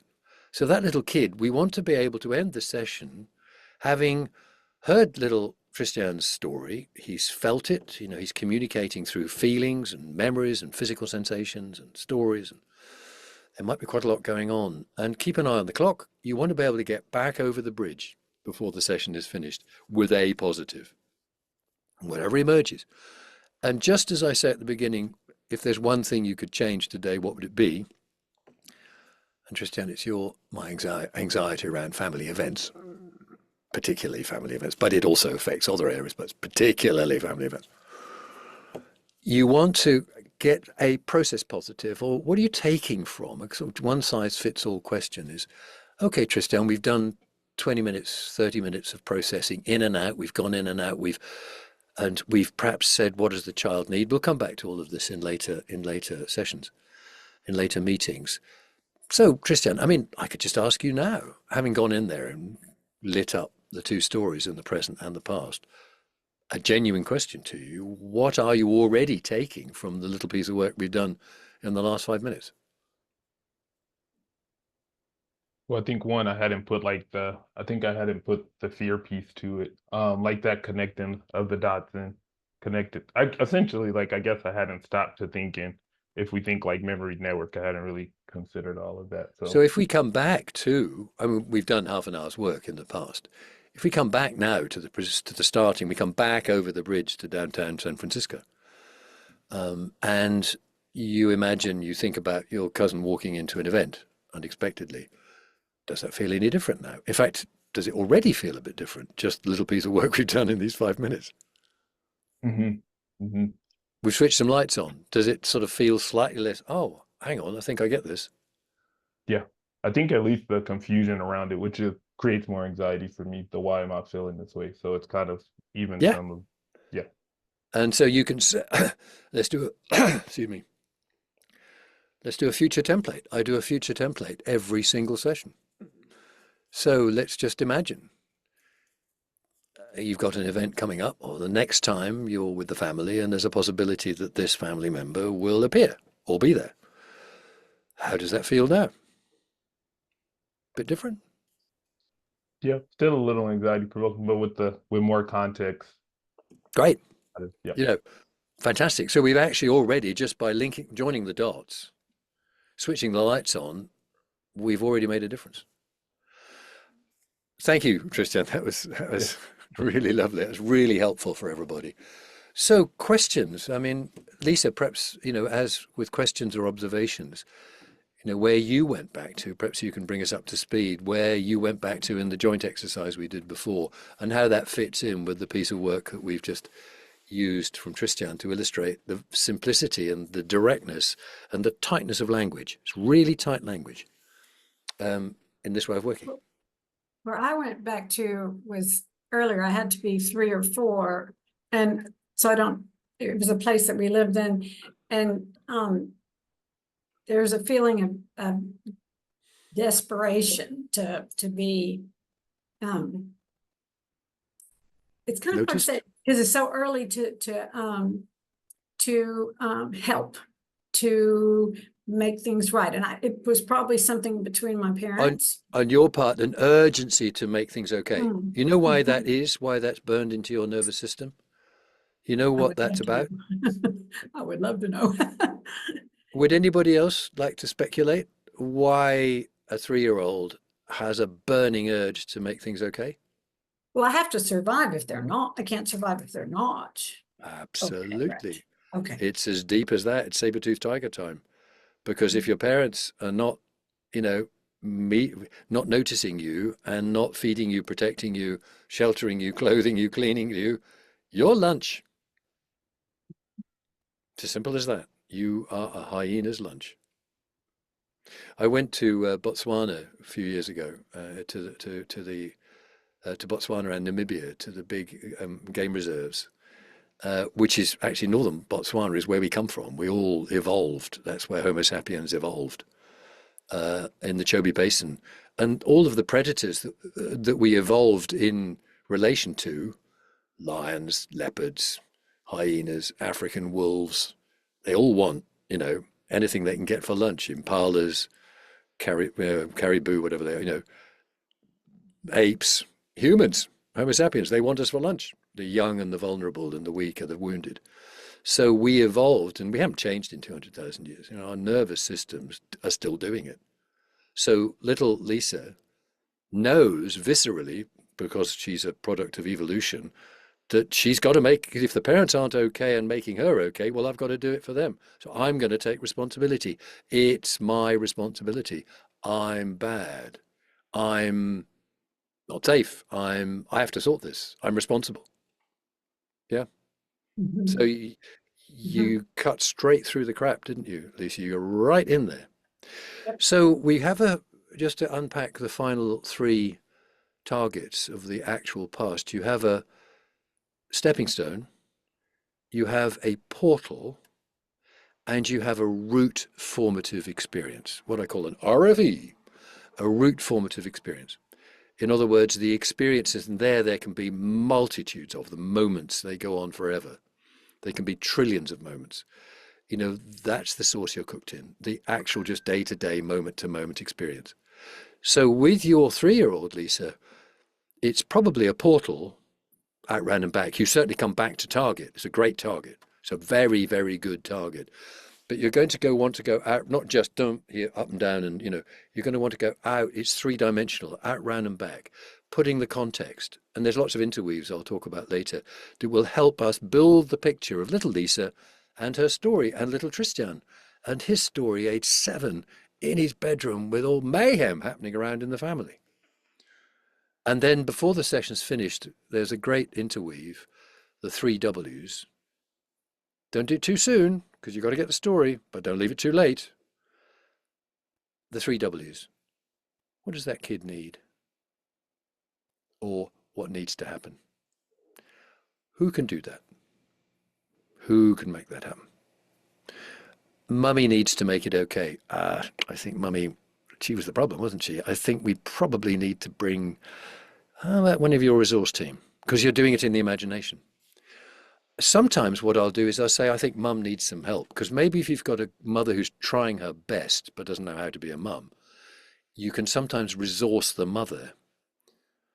You know, if the Dalai Lama had some words of wisdom for your mum, you know, he's not going to sort it. Or if Mary Poppins stepped in, what would she want to say to your mum? Okay, mother, step up. Come on, let's be the mother that little Lisa needs. Be the dad that little Tristan needs. So you're working with, it's as if for real. You know, what I love about this, imagine you're literally there. You've turned up outside the Far Shoulder Dome in the DeLorean, and you're literally reworking the past. If you were a social worker turning up in a dysfunctional family, what would you do? Duh. Not rocket science. Listen, I am talking huge amount here. Tristan and Lisa, is that good? Is that useful? You both okay? Can I stretch it out? I'm going to put people on the spot. Rebecca. Just a question. What are the 3 W's? What needs to happen? Yeah. Or what does that child need? So there are 3 layers to this. I've got lots of 3-line interventions. Yeah. There's the, what are you feeling once you got the picture? What are you feeling? Where are you feeling it? What's the belief about yourself? Boom, boom, boom. Drop back in time, go back as far as you can, first place you land. Boom, boom, boom. Far side of the bridge, picture, image, emotion, body, belief. And then as we're wrapping it up, there's another 3-liner, which is the 3 W's. What does that kid need? Or what needs to happen? Then who can do that? The second line. So the first line is, what does that kid need? Either what does that kid need or what needs to happen? You have to judge that. Okay. The second line is, who can do that? Who can make that happen? Okay. And the third W is, would you like to imagine that? Oh, okay. And then tap, tap, tap. These points, these 3-liners are each incredibly tight and disciplined. And you want to use the language clean. And interestingly, on my trainings, one of the feedbacks we're getting is that when people are stumbling around trying to use this stuff, and they're sort of not remembering exactly how it goes, and they're thinking, and they're getting it slightly not right, not exact, it's less effective. There's something about, I mean, I've been developing this stuff. I watched Laurel Parnell work, and I've developed I've sort of taken it a stage further. Being autistic, as I am, I've had to really distill it down, bolt it down into a very clear structure. And the astonishing thing is that other people using this structure seem to find that it works. Amazing. Does that help, Rebecca? Yeah, Merton. unlearning is harder than learning something new. That's right. And I think that some of us have been using the standard protocol for years and years. I'm wondering if you have any thoughts, advice, feedback from other consultees to how to unlearn, how to kind of transition from standard protocol. I Because think what again, I'd say, it's an excellent question, Rotem. I think none of this is to diss the standard protocol as it's fundamentally trained. So as you're experimenting with these new ways, hold in mind the standard protocol, the language, and as you say, as you're working with a target in the past, you found the target, however you've gone there, whether you've bridged or whether they're just telling it to you straight. Just think to yourself, oh, what I've always asked so far, what are the words when you've got the picture? The picture's the same. That's the standard protocol. You've got a picture that represents, I often say, the piece with the most energy, not necessarily the worst bit. Because if you're working with attachment, quite often it isn't a bad thing, it's just a thing. So what's the picture? Once you've got the picture, and be aware, normally I would ask, what are the words that go with that express your negative belief about yourself now? Wait a minute. Ooh, hold that back. What are you feeling? And you're aware, oh, I would have asked now for a cognition. No, wait a minute, hold back. Just hold back. So you're actually aware you're not doing something completely different. You're just doing it slightly different. You're reordering it and leaving a couple of things out. That's all you're doing. You're slightly changing the order. Instead of cognition, emotion, body, you're going emotion, body, cognition. You're just positioning the cognition.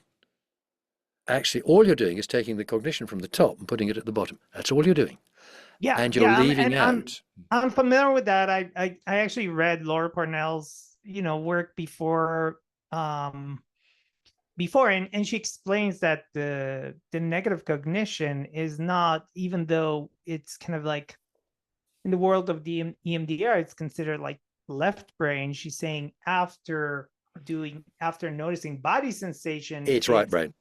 Well, it's both. Yeah. It's both left and right. Yeah, right, it's a kind of feeling cognition that emerges, and it's coherent with. It doesn't interrupt the process. And the standard protocol, it absolutely needs to be changed. Phase 3 of the standard protocol is way past its sell-by date, and everybody knows that. Everybody knows that, because the number of times, sticking to the protocol and you kill the therapy stone dead. You feel de-skilled, the client is confused. What do you mean, my positive thought about myself? I don't know what you mean. Eventually, I did 10 years of standard protocol and I did some amazing work. You eventually make it your own and you ask the question in a way that sort of works. But here, you just don't have that hassle. Yeah, you're going to come to the United States, you're going to land in Denver in a couple of weeks, and you're going to get arrested by the EMDR police. They'll ask me at passport control, where is the positive cognition in the sequence of phase 3? Do you know, by the way, that Martin Luther, when he pinned the 95 theses to the door, or was it 97 theses to the door of Wittenberg Cathedral in 1517, when he was taking a stand against the Catholic Church and the Pope, and you can have a direct relationship to God. You do not need to go through a priest, and you don't need indulgences and so on. So he had his big theses. Did you know that the 96th thesis that he pinned to the door of Wittenberg Cathedral was, in EMDR, in phase 3, you don't necessarily need a positive cognition. And you can see the courier and the Pope saying, oh my God, Inquisition time, the rack, arrest him, throw him out. May I ask you another question about that with the positive cognition? Yeah. Because one of the things that I learned was that the positive cognition is important because it instills hope in a client. And so often we start out and they say, oh, you know, what would you like to believe? It's the opposite of the negative belief. And they say, no, I could never, ever believe that. And then at the end of the EMDR session, and they do believe it, it's like this, wow. And I how many really times can.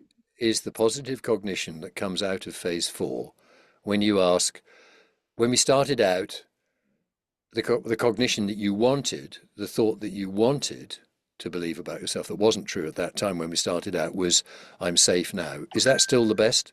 And they might say, that's not it. It's something actually quite significantly different. So very often the processing will generate a cognition, a sense of self. I'm visible. I mean, the cognitions can be fabulous, the sort of things that people come up with, really, really rich. And whatever they've said in phase 3 in standard protocol is sort of no longer relevant. But In when my two things, experience, it's Lisa, been I'll stay. relevant. It's just, Let me but just, then the other thing is like added to it. well, let me finish the thought here on the Okay. phase 3. They come to you for therapy. They want to get better. They know it's not working. So what would you like to believe about yourself? Where I ask that is say, how will you know this therapy works? I ask, what are your goals? And Christian might say to me, do you know what? I'd like to do a few sessions or work for 5 years because it's really deep. I just don't want to feel anxious around my family. You got it. There's the hope. You don't need a positive, I mean, you do not need a positive cognition in phase 3. If you want to do it, great. But if the asking of a positive cognition, an alternative belief, gets in the way of the moment, don't do it. Because as soon as they say, I'm not safe, you know that where you want to get to is to feel safe in the world. They don't need to articulate it at that point. They don't. The hope. I completely disagree with this. I so emphatically disagree with this. And I'm prepared to go out and stand on a mountain and say, you don't need a positive cognition. If you want to do one, if it works well, great, do one. But EMDR, I mean, there are trainers who say, if you don't have a positive cognition in phase 3 and you don't align the cognitions in the same domain, EMDR won't work. We know that's a load of rubbish. It's just not true. Just because Shapiro said it 30 years ago. I had sorry, to wind myself back down. This got me into terrible trouble. Stuart remembers it. I mean, really, I had the EMDR thought police, literally threw me out of the association without any kind of preparation. And I had to threaten to go to law big time to get back in, and the ramifications continue 10 years later, nearly. Anyway, one of our leading trainers here, Sandy Richmond, who's a good woman, people love her trainings. She has been saying for years, if you don't have a positive cognition in phase 3, it won't work. She's wrong. She's wrong. I often, even before I got attachment informed, didn't identify the positive cognition in phase 3 because there was too much else going on. We did the processing, the positive cognition emerged in phase 4, we tapped it in, we installed it, the body scan was clear, it was done, and the client got what they wanted for. EMDR worked. I've got to be careful not to be too political. I think, it's moving in this direction. It's very positive what's happening. And EMDRI are absolutely open to this change, more so than is the case in Europe. Rebecca. I had a question. Thinking about like attachment styles, does that come into play in this? I don't worry too much about styles. John Bowlby, Winnicott, Mary Main, adult attachment styles, childhood attachment styles, they did fantastic work, amazing work.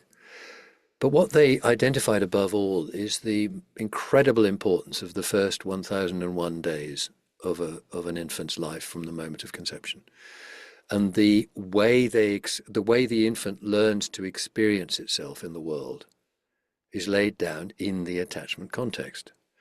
And you can understand and categorize the different ways of being in the world according to very useful 4 headings secure attachment, anxious ambivalent attachment, anxious avoidant attachment, and chaotic disorganized attachment. Really useful. It gives you a sense of what are we working with here? You know, what is the programming that the client is taken into adult life? You know, an avoidant client is harder to work with sometimes than an anxiously approaching, you know, approach behavior or avoidant behavior. Very useful, but you'll pick it up.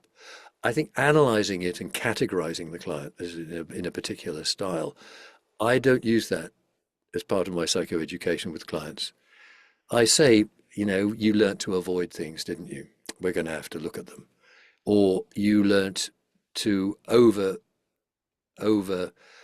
approach, to obsess about things. We're going to have to wind that back. And those are two different styles. So for Does that someone help? avoidant,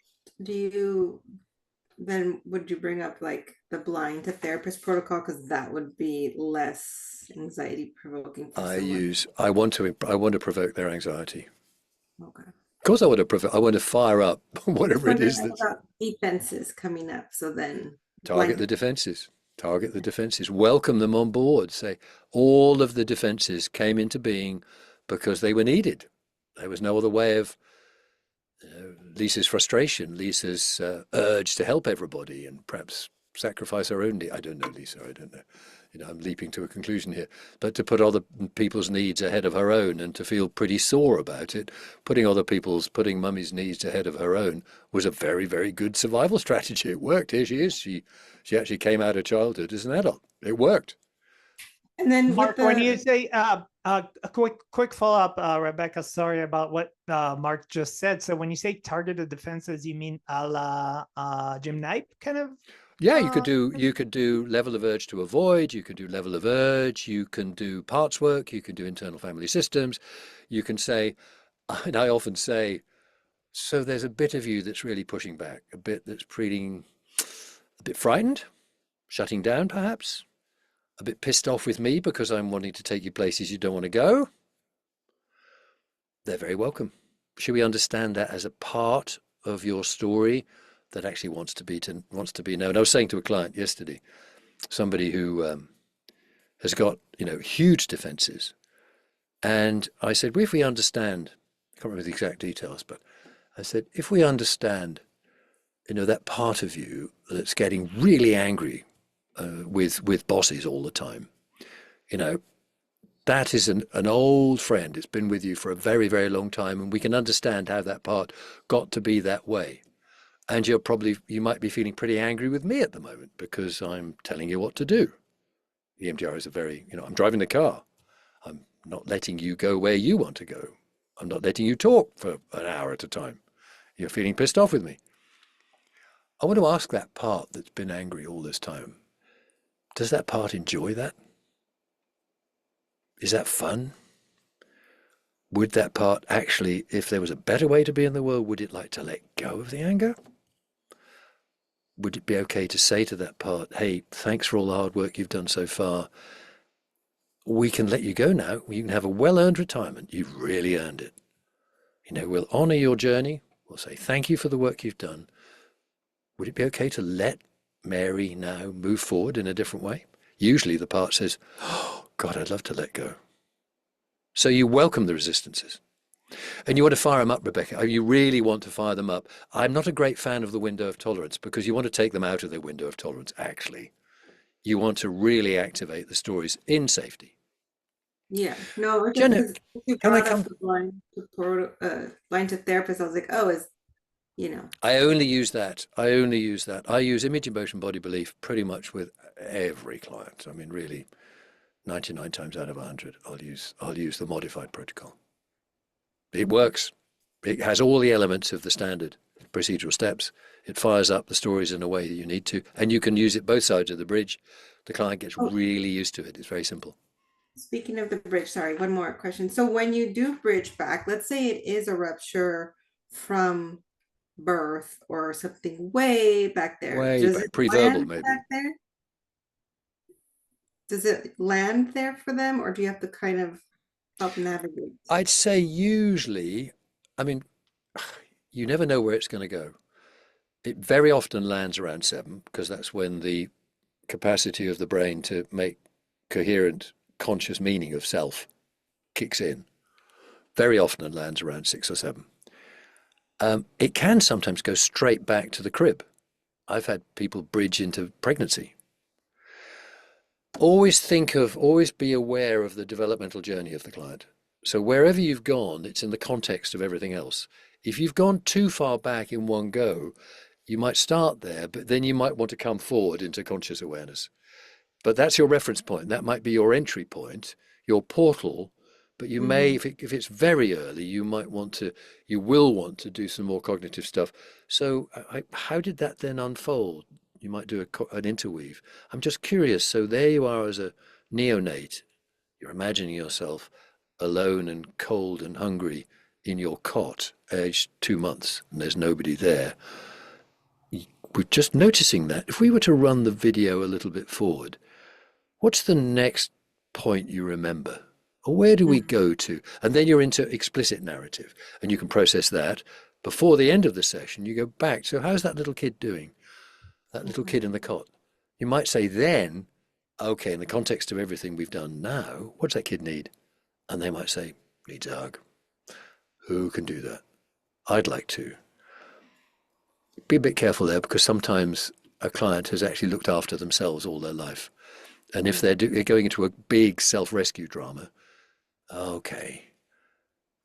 What about you get a bit of support from Mary Poppins, from others on your team? This is where the team really helps. But don't bring the team in to fix it too quickly. We've only got a few more minutes. I want to make sure that Stuart and Jennifer, you came in a bit late. How's it been for you so far?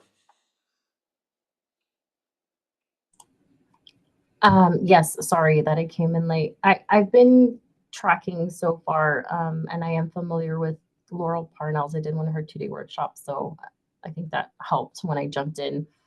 But something that is kind of turning in my head around this is I work with domestic violence. And so I'm wondering, domestic violence? Domestic violence, yeah. Mm-hmm. Yeah.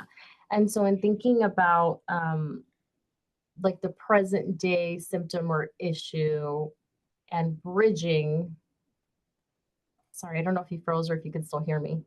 Yeah, we're good. Yeah, we've Okay. got you. Okay, let me answer, because I think I know where you're going. Forgive me for because if you've got really sort of full on in your face trauma happening in the here and now, or alive in a client system, and it's real, there's domestic violence going on and so on. I like the metaphor of we're working on 2 tracks. One track is the actual experience now and in the past, the obvious, the trauma history, if you like, big and small. That's one track. And the other track is the meaning that the nervous system is making of it. So you honor both. You can't just do one or just do the other. The two interplay enormously. So when you're working with, you can desensitize and process individual events that have happened to the client and bring them down a bit. You can absolutely use classic standard protocol EMDR. If you've got some really nasty domestic violence moments, you need to work to make sure they're in a safe environment. The domestic violence isn't continuing. EMDR is not going to stop domestic violence that's happening in the here and now. We don't want to make it okay at any level. We're not going to process that. We've got to get them out of that situation or make sure they get social support so that the violence stops. EMDR only reprocesses the past. It can't reprocess the present. You can use resourcing. You can do Arnie Hoffman's, God, I can't remember the name of it. But it's resourcing. I call it resourcing with qualities. If somebody's feeling disempowered in the here and now, you can do a positive set of what are the 3 qualities that would enable you to deal with the situation better than you do at the moment. I need strength. I need kindness. I need patience or something. Okay, so tell me about a time in your life when you really experienced courage. You tap that in. You identify it. You feel it. You tap that in. Right. Give me another one. And so you park the distress in the present, you go into the past, the positive past, do those 3, tap them all in, and then come back to the present. Does that feel different? Do you feel slightly more empowered to be able to have agency in the present? It's a really, really useful tool when you're working with difficult stuff in the here and now. But at the same time, always have that antenna out. Is something being re-experienced here? An old friend? Yeah, and that's what I was going to say. There's oftentimes history of family violence in childhood. So it's pretty much like some of my clients are now seeing themselves in mom's shoes because they remember now they're experiencing it. Yeah, so somebody who becomes a parent themselves, and the child is at the age where really bad stuff happened to the parent. Very common, isn't it? That for male or female, to mum or dad, that the child hitting that developmental stage, oh boy, all the old stuff comes back. You can process that as it comes back into memory as a level 1 trauma. The actual events in the past. The bridging is mainly for past stories that are being re-experienced in the here and now out of immediate consciousness, mainly. So in other words, I'm responding to the situation with an old friend is stepping in and taking over. Like Tristian's anxiety around the cousin, I mean, we've switched the lights on. He said, oh yeah, okay, so now I get it. But until now, he hadn't really got it. So what we do is he used the bridge out of the presenting distress into the formative root experience that laid down Tristian's or your client's, permanent experience of that. So this has become an endemic response. It's been hardwired into the system. So that's then you can get into the childhood story and rewire it, and then come back to the present, and that'll feel slightly different. So actually, it's no different to what we did with Tristian. He's got a family member coming in by whom there's an old story there, probably relating to her. We'll find that out, or what she represents in later therapy.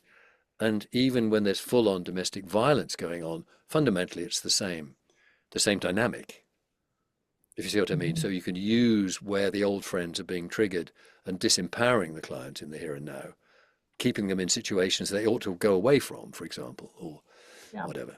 Does that help, Jennifer? Yeah, I think that, so I'm still a little unclear on the out of immediate consciousness. So like if she knows that this is connected to the domestic violence she witnessed as a child, then it's in her consciousness. I think the brilliance about the bridge, and then I do want to have just a moment for Stuart before we part company, very brief. The brilliance of the bridge is, even if you're going to work on something very clearly in the past, there may be an awful lot of events in the past that you've put on the trauma timeline. You've got a spreadsheet, you've got a Andrew Leeds spreadsheet with so much stuff. Which bit are you going to start with? So it may all be in conscious awareness. Use the present to take you into the bit that we're going to do. Which bit do we go back to? And the amazing thing about the bridge, you might have a great big list of nasty moments in childhood that clearly need to be processed. You do a bridge and you go to something they've never talked about. And it's much more subtle. It's mum had her back turned when this was being done to me. So the target becomes mum's back turned. That's your starting point, rather than just the trauma in its own right. So it's the absence of repair. So the level 1 is the bad thing that happened, and the level 2 is the quality or the absence of repair. It's all about rupture and repair. So where your clients who are in situations of domestic violence, very often they're in that situation because they have a vulnerability to it. It's familiar.